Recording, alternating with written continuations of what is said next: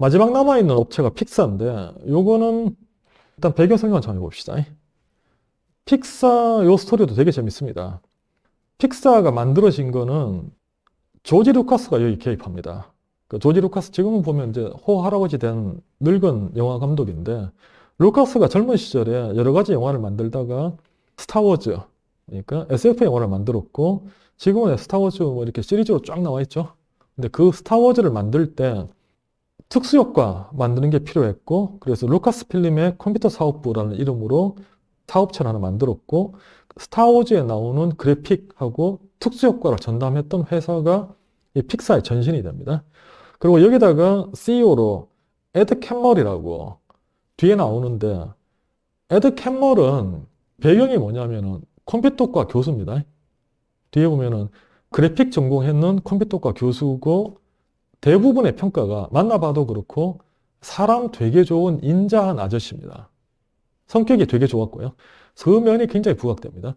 성격이 되게 좋고, 그리고 에드 캠머리 3D 그래픽스의 기술을 발전시킨 것도 엄청난 기술을 발전시킵니다. 그랬다가 멀쩡한 대학 교수로 있던 사람을 조지 루카스가 특수효과 하는데 CEO로 데려옵니다. 그래서 비교적 젊은 나이에 갑자기 CEO가 돼갖고 그때부터 이 회사를 운영하는데, 이때 이 나비 효과인데 엉뚱한 일이 하나 벌어집니다. 조지 루카스가 뭔가 사생활적으로 문제가 있어갖고 자기 와이프한테 이혼 소송을 당합니다. 그리고 이 이혼 소송에서 조지 루카스가 지는 게 뻔했습니다. 그래서 위자료를 물어줘야 되는 상황입니다. 근데 루카스가 위자료를 물어주려고 보니까 현금이 필요한데, 그러면 현금을 마련하려면 여러 사업체들 아니면 지금 영화 찍고 있는 뭔가를 팔아야 되는데 뭘 팔까 고민하다가 자기가 볼 때 자기 본업, 영화 찍는 거하고 제일 거리가 먼 걸 찾아갖고 특수효과 사업부를 팔려고 시도합니다. 근데 거기에 딱 맞아 떨어진 게, 스티브 잡스가 그때 또 앞에 있던 넥스트가 자기가 만들었던 워크스테이션이 망하는 상황이었죠. 이거를 살리려고 보니까 이 넥스트 워크스테이션을 어떻게 살릴까 고민할 때, 조지 루카스의 저 영화 사업부가 특수효과 만들 때 이미지 처리 하드웨어를 개발했는데, 저 하드웨어를 가져와서 넥스트 컴퓨터에 결합시키면 실리콘 그래픽스 같은 고성능 워크스테이션으로 갈 수 있다고 생각해서 잡스가 이걸 돈 주고 삽니다. 그러니까 조지 루카스의 이혼 소송 때문에 저게 팔렸던 거고, 잡스는 아무 생각 없이 하드웨어 보고 저걸 사버립니다. 그리고 얼결에 CEO였던 에드 캠머런 그냥 가만히 있다가 회사 주인이 바뀌어갖고 잡스 밑으로 들어갑니다. 자, 이래서 잡스는 저 회사를 오로지 그 이미지 프로세싱하는 하드웨어 보고 샀는데, 문제는 저 이미지 프로세싱하는 저 컴퓨터가 가격이 일단 대당 12만 달러면은 그 당시 돈으로 거의 한 1억 5천 정도?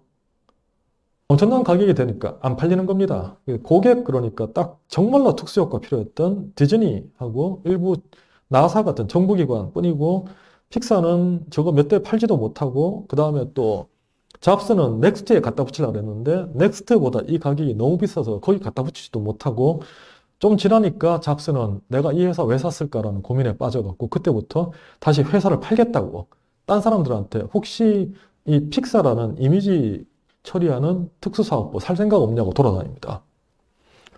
자, 그 상황에서 황당한 일이 벌어집니다.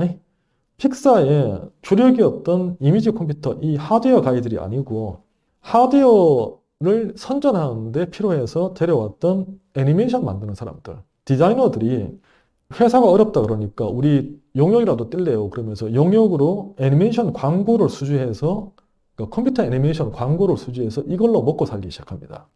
근데 이게 의외로 성공해갖고 영화를 위한 스페셜 이펙트 회사가 애니메이션 회사로 서서히 변신합니다. 용역 띄고 애니메이션 용역 해갖고 그걸로 먹고 사는 회사가 되어버렸고, 그러다가 마침내 월트 디즈니하고 토이스토리, 그러니까 100% 컴퓨터 애니메이션 영화를 만들겠다는 계약을 합니다. 근데 이때는 잘 보면은 디즈니가 칼자루를 쥐었고 픽사는 이 계약이라도 해서 돈 벌지 않으면 파산하는 상황이라서 엄청난 불평등 계약을 합니다. 그러니까 만드는 거는 토이스토리 제작은 전적으로 픽사가 다 하고 배포만 디즈니가 해주는데 수익의 10% 정도만 픽사가 먹고 90%는 디즈니가 먹는다는 완전히 이상한 계약을 해서 이 위기를 넘깁니다. 근데 결과적으로는 토이스토리가 대성공하면서 10% 이득만 해도 픽사 전체가 먹고 살 만한 수익이 나서 픽사가 살아납니다. 이러다가 디즈니가 보고 있으니까 여기서 또 디즈니의 내면은 뭐였냐 하면은 디즈니 애니메이션이 이 시기에 쫄딱 망합니다. 뭐냐면 그 전까지 디즈니 만화 영화 만드는 이 회사는 무슨 철학을 갖고 있었는지 하면은 만화 영화는 철저한 수작업이다. 이걸 갖고 사람이 손으로 그려야 되고 섬세한 붓터치 여기에 대해서 심취해 있는 그러니까 장인이 만드는 애니메이션 그게 디즈니의 모토였습니다. 그런데 이 즈음에 그렇게 만들었던 만화 영화들이 하나같이 다 실패합니다.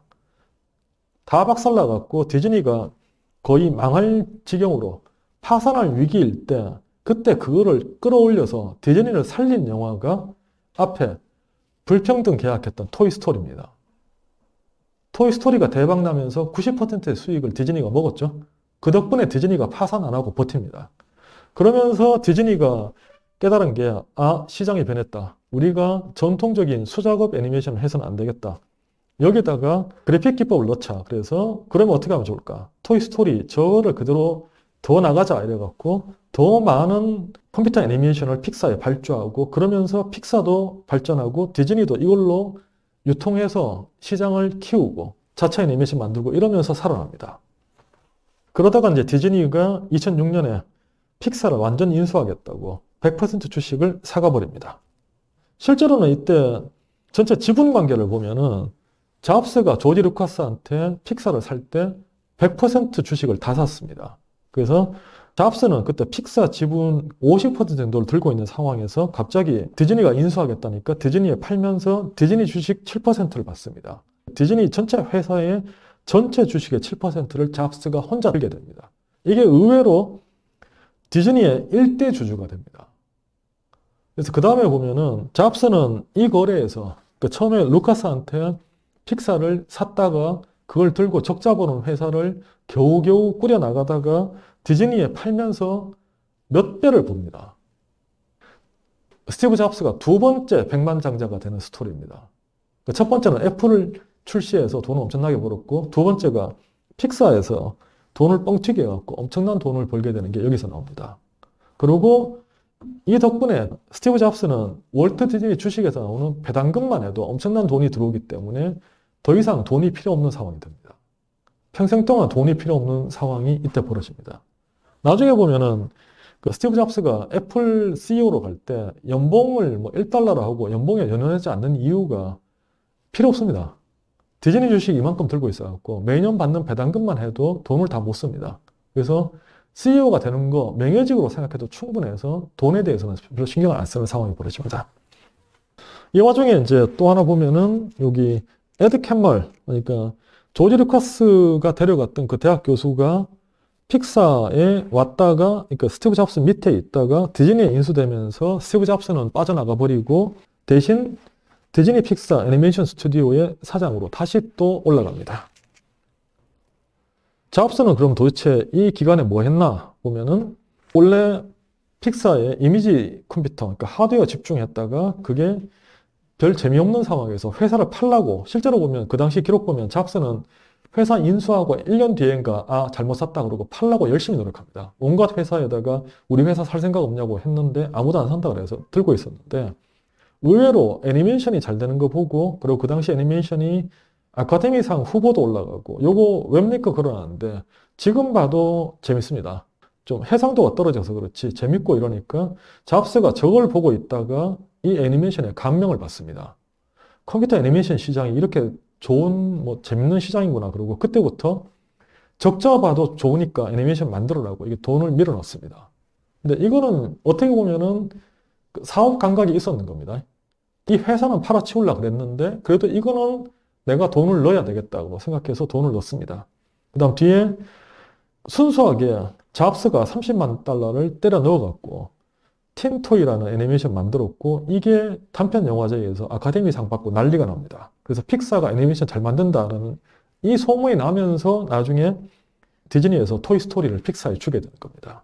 그러니까 팔아치울 회사에서도 살려야 될 부분은 돈을 넣어서 살렸다는 스토리가 나온 거죠. 그래서 이렇게 해서 결국 디즈니에다가 픽사를 파는 이렇게 흘러갔고요. 이때 픽사가 잡스 전체 인생에서 굉장한 영향을 미칩니다. 왜냐하면은 잡스는 그때 애플에서 쫓겨나는 시기였고 그게 트라우마였고 다음에 잘해보겠다고 넥스트 회사 세워서 하드웨어를 운영했는데 다 말아먹고 실패했습니다. 쫄딱 망하는 상황이었는데 어쩌다가 잘못 샀는 회사 픽사를 사갖고 보니까 하드웨어는 이거 쫄딱 망했네 다시 되팔아야겠다고 하고 있는데 그 사이에 애니메이션 만드는 영화 감독들 이런 사람들하고 일해보니까 의외로 전혀 다른 세계의 사람을 만난 겁니다. 테크 가이가 아니고 하드웨어 가이들이 아니고 굉장히 소프트하고 애니메이션 만드는 창작자들을 그때 처음 만납니다. 그래서 사람이 변하는 게 이건 정말 내가 모르는 분야다라고 솔직히 인정해 버립니다. 그러니까 내가 모르는 분야니까 당신들 말을 존중하겠다. 잡스 성격에 굉장한 변화입니다. 그동안 맨날 싸우던 이 사람이 갑자기 나는 사실 영화 제작자가 아니니까 내 말을 무시해도 좋다. 그런데 제3자가 볼 때는 이렇다라고 말을 하는 이것만 해도 잡스가 엄청난 예의를 차린 거고 인간이 변한 겁니다. 이게 이제 나중에 영향을 미칩니다. 그리고 이제 이래서 픽사의 창의성을 살려야 된다. 그래서 애니메이션에 돈 넣고 이런 거 하고 그 다음 또 하나 여기서 연설 기법을 배웁니다. 애니메이션의 스토리텔링 하는 거.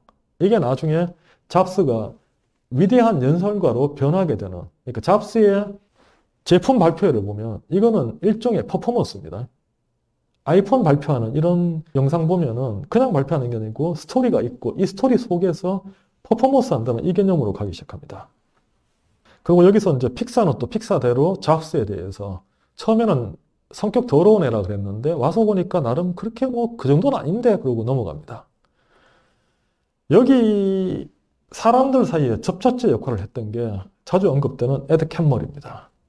원래 컴퓨터 학자였고 유타 대학에서 아마 교수 생활하고 있었을 겁니다. 그러다 갑자기 조지 루카스 만나면서 인생이 이상하게 바뀌어갖고 절로 갔는데 그래서 여기 사진 나왔는 것처럼 의외로 수더분하게 생겼고 그 당시에 했는 걸로 보면은 나중에 봐도 그렇고 에드 캠머런 결국은 어떻게 보면 잡스를 가르친 겁니다. 잡스한테 잡스의 성격 모난 거를 에드 캠벌이 굉장히 많이 커버를 해줬다 그러고요. 그래서 픽사가 문제없이 굴러가고 잡스가 이렇게 하면 안 되겠구나 그러고 성격을 바꾸는데 숨어있는 하나의 인물로 볼 수 있을 겁니다. 어떻게 보면 스티브 잡스가 그 면도 있죠. 스티브 잡스가 뭐 이렇게 성격이 변하지 않는 사람이 아니고 플렉서블하고 평생 동안 성장한다 그러는 게 대부분의 사람들이 사실은 보면은 사춘기 이후 혹은 대학을 마친 이후에 더 이상 뭐 학습하거나 성장하는 것을 멈추는 경우가 많습니다. 근데 반면에 스티브 잡스는 그 타입은 전혀 아니었고 계속해서 자기의 멘탈이 성장하는 타입이었고 거기에 영향을 준 게 사실은 에드 캠멜이죠. 에드 캠멜이 모나있던 성격에 대해서 그게 아니다라는 걸 가리켜서 그 스티브 잡스가 그 이후에 보면은 에드 캠멜하고는 굉장히 좋은 사이를 죽을 때까지 유지합니다. 또 픽사에 대해서 스티브 잡스는 죽을 때까지 애착을 가집니다. 여기서 내가 굉장히 성장했다는 걸 인정하는 쪽이고요.